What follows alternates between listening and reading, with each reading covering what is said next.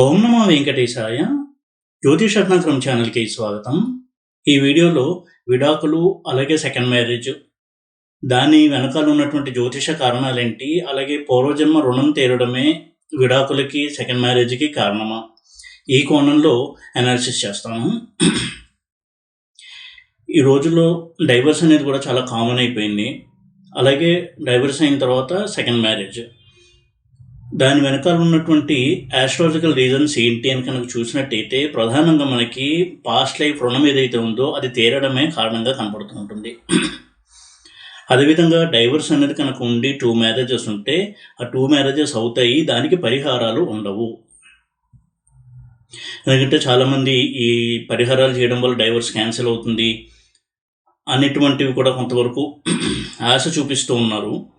కానీ అవేవి కూడా వర్కౌట్ అవ్వవు. 2 మ్యారేజెస్ ఉన్నాయంటే 2 మ్యారేజెస్ అవుతాయి. డైవర్స్ అయ్యి 2 మ్యారేజెస్ అవ్వడం అనేది కనుక ఉంటే డెస్టినీలో అయి తీరుతుంది.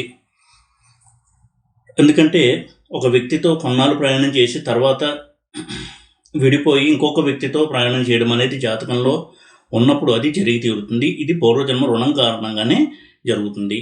దానికి సంబంధించినటువంటి కాంబినేషన్స్ చూస్తే అక్కడ పాస్ట్ లైఫ్ కర్మకు సంబంధించినటువంటి ప్లానెట్స్, హౌసెస్ పాత్ర ఉంటుంది. అదేంటి అనేది కొన్ని క్లూస్ అయితే నేను ఇచ్చే ప్రయత్నం చేస్తాను. డైవర్స్కి చాలా కాంబినేషన్సే మనకి దొరుకుతూ ఉంటాయి, యూట్యూబ్లో సెర్చ్ చేసిన, గూగుల్లో సెర్చ్ ఇచ్చిన. అయితే వీటన్నిటికీ పైన ప్రధాన కారణం రవి యొక్క పాత్ర. రవిగ్రహం యొక్క పాత్ర ఉన్నప్పుడే డైవర్స్ అనేది మెటీరియలైజ్ అయ్యి 2 మ్యారేజెస్ అవుతాయి.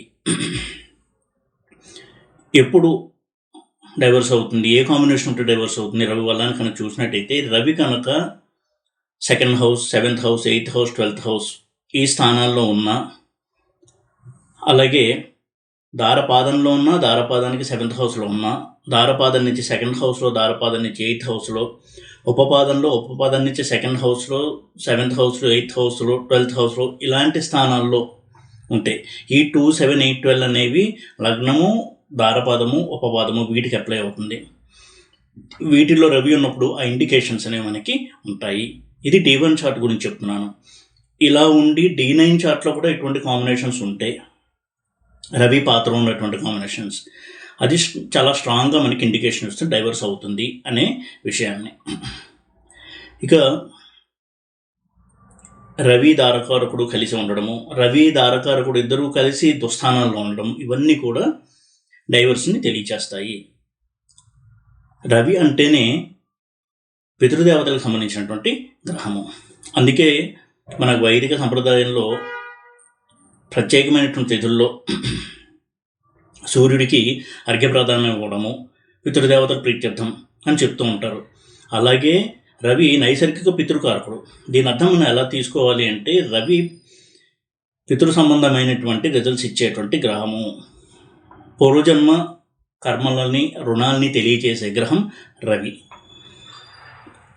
అలాగే రవి ఈగోకి ప్రతీక, డామినేషన్, ఈగో, నా మాటే చల్లాలి, అలాగే సెల్ఫ్ రెస్పెక్ట్ ఎక్కువగా ఉండేటువంటి గ్రహము. కాబట్టి ఇది ప్రధాన కారణంగా ఉంటుంది డైవర్స్లో.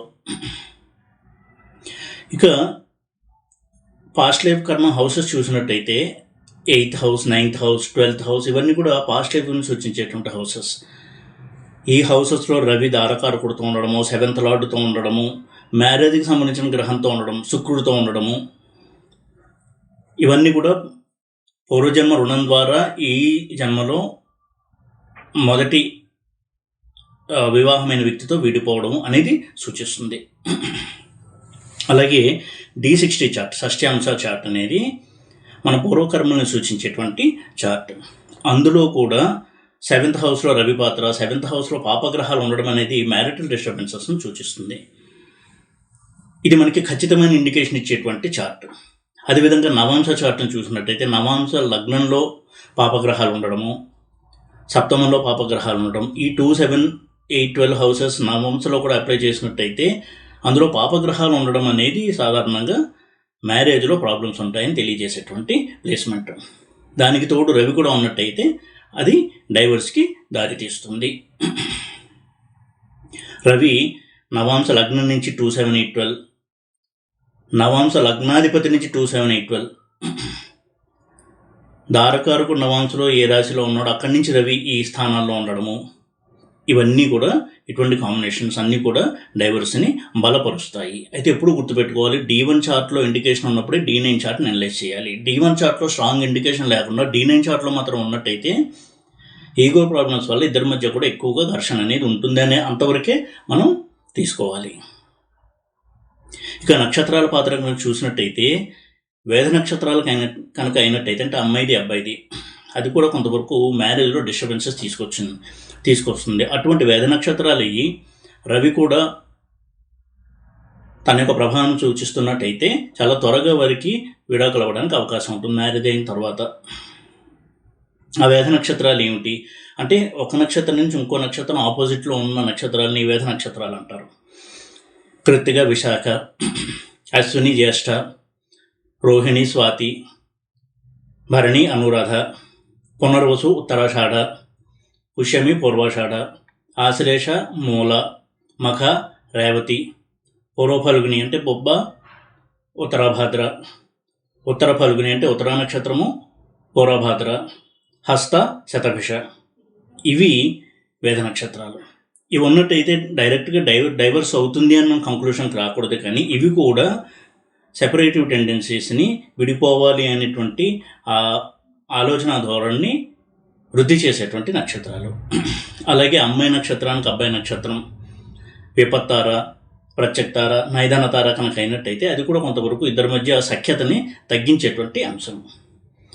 అయితే ఈ రోజుల్లో కేవలం ఈ నక్షత్రాల పాత్రను ఆధారం చేసుకునే సంబంధాన్ని యాక్సెప్ట్ చేయడమో రిజెక్ట్ చేయడమో చేస్తున్నారు. అది కరెక్ట్ కాదు. పాయింట్ బేస్ సిస్టమ్ మీద 30 పాయింట్స్ వచ్చాయి, 28 పాయింట్స్ వచ్చాయి కాబట్టి మ్యారిటల్ కంపాటిబిలిటీ ఉంది అని నిర్ణయానికి వస్తున్నారు. అలా ఎక్కువ పాయింట్స్ ఉన్నప్పుడు కూడా డైవర్స్ అవుతుంది. అటువంటి ఎగ్జాంపుల్స్ ఎన్నో కూడా మనం చూస్తున్నాం. ఎందుకంటే అటువంటి కాంబినేషన్స్ ఉండి ఇవి కూడా కనుక ఉన్నట్టయితే దాని యొక్క ఉధృతిని ఇంకా పెంచుతాయి. అలాగే కొన్ని అనిష్ట నక్షత్రాలు ఉంటాయి. చంద్రుడికి కొన్ని నక్షత్రాలు ఉన్నప్పుడు కొంత వారి లైఫ్లో స్ట్రగుల్ అనేది ఉంటుంది. మ్యారీడ్ లైఫ్లో కూడా 2, 3 పాదాలు పుష్యమి నక్షత్రము, ఆశ్లేష, మఖ,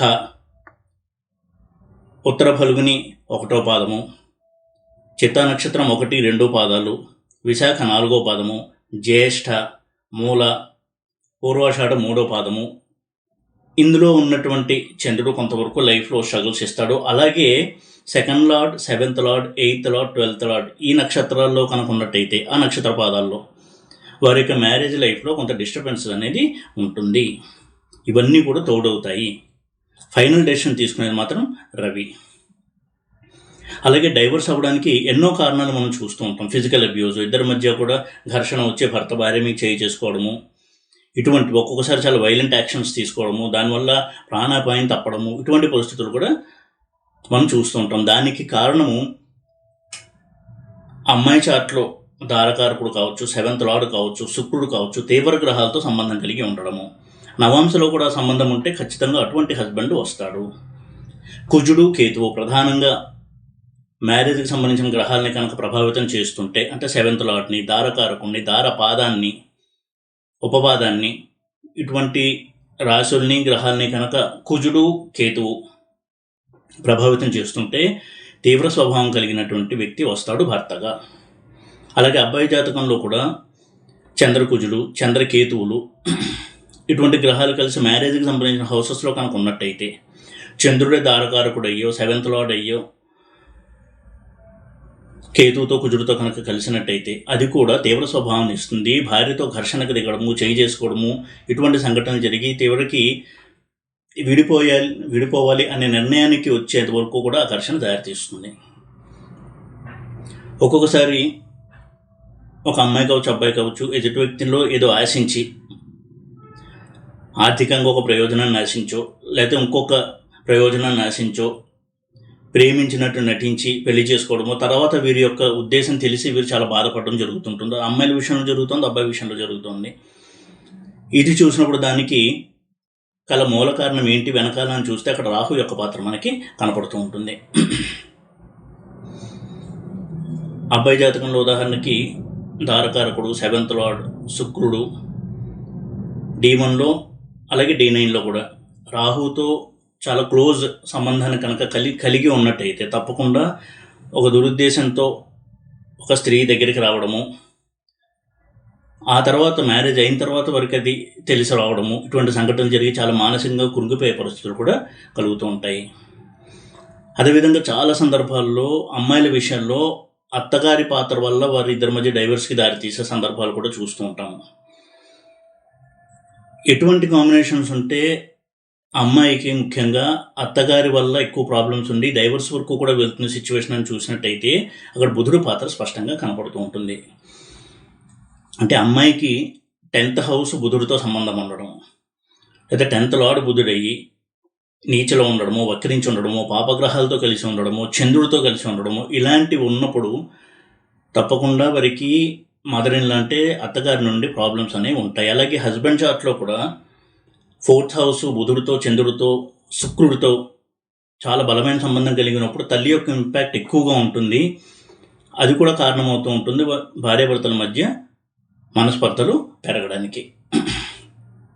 ఇక డామినేషన్ కనుక చూసినట్టయితే గురువు డామినేషన్ ఇచ్చేటువంటి ప్లానెట్. అమ్మాయిలకి ముఖ్యంగా భర్తృకారకుడు కాబట్టి గురువు 7th హౌస్లో ఉన్న, దారపాదంలో ఉన్న, దారపాదానికి 7th హౌస్లో ఉన్న, ఉపపాదంలో ఉన్న, ఉపపాదానికి 7th హౌస్లో ఉన్న, D1లో ఉండి D9లో కూడా ఇటువంటి కాంబినేషన్స్లో కనుక ఉన్నట్టయితే తప్పకుండా విద్యాధికుడు అయినటువంటి భర్త వస్తాడు, కానీ భార్య మీద తన ఆధిక్యాన్ని చూపించాలి అనేటువంటి స్వభావం ఎక్కువగా ఉంటుంది. ఇది డైరెక్ట్గా డైవర్స్కి దారితీయకపోయినా ముఖ్యంగా అమ్మాయిలకి చాలా సఫికేటింగ్గా ఉంటుంది. ఎంతో మానసికంగా ఒత్తిడిని వాళ్ళు అనుభవిస్తూ ఉంటారు. ఎప్పుడూ కూడా భార్య మీద తన ఆధిపత్యాన్ని చూపించాలి, భార్యకి నువ్వు నా ముందు చాలా చిన్నదానివి, నీకేం తెలీదు అనేటువంటి ఆ యాటిట్యూడ్ని ప్రదర్శిస్తూ ఉంటారు. కాబట్టి అమ్మాయికి గురువు పాజిటివ్గా ఉండడం అనేది చాలా మంచిది. సాధారణంగా అమ్మాయిలకి గురువు 7th హౌస్లో ఉండకపోవడం చాలా మంచిది. ఈ విధంగా ఎన్ని కోణాల్లో మనం అనాలిసిస్ చేయాలి ఒక చార్ట్ని చూసినప్పుడు, ముఖ్యంగా మ్యాచ్ మేకింగ్ చేసేటప్పుడు కేవలం పాయింట్ బేస్ సిస్టమ్ని ఆధారం చేసుకుని డెసిషన్ తీసుకోవడం అనేది కరెక్ట్ కాదు. షష్టాష్టకాలు, సప్తమంలో రాహువు, ఇలాంటి చిన్న చిన్న కారణాలని, అలాగే ఏకనాడి, ఇలాంటి చిన్న చిన్న కారణాలను ఆధారం చేసుకుని రిజెక్ట్ చేయడం లాంటి డెసిషన్స్ తీసుకోకుండా ఉండడం మంచిది. అసలు అమ్మాయి జాతకంలో కావచ్చు, అబ్బాయి జాతకంలో కావచ్చు, మ్యారీడ్ లైఫ్ ఎలా ఉంది, డైవర్స్ ఉందా, 2 మ్యారేజెస్ అవుతాయా అని చెక్ చేసుకోవాలి. అలా ఉన్నట్టయితే మెంటల్గా ప్రిపేర్ అవడమే చాలా పెద్ద రెమెడీ. అయితే చాలామందికి అమ్మాయిలు కావచ్చు, అబ్బాయిలు కావచ్చు ఒక ఫీలింగ్ ఉంటుంది, ఫస్ట్ మ్యారేజ్ బ్రేక్ అయింది, సెకండ్ మ్యారేజ్ కూడా ఇలాగే ఉంటుందేమో అని చాలామంది భయపడుతూ ఉంటారు. ఆ సెకండ్ మ్యారేజ్ని పోస్ట్పోన్ చేస్తూ ఉంటారు.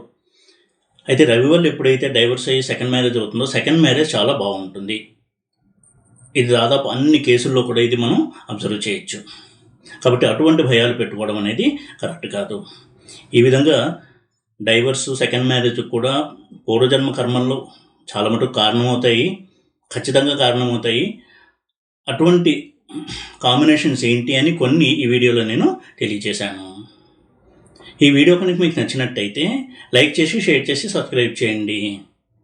ఓం నమో వెంకటేశాయ.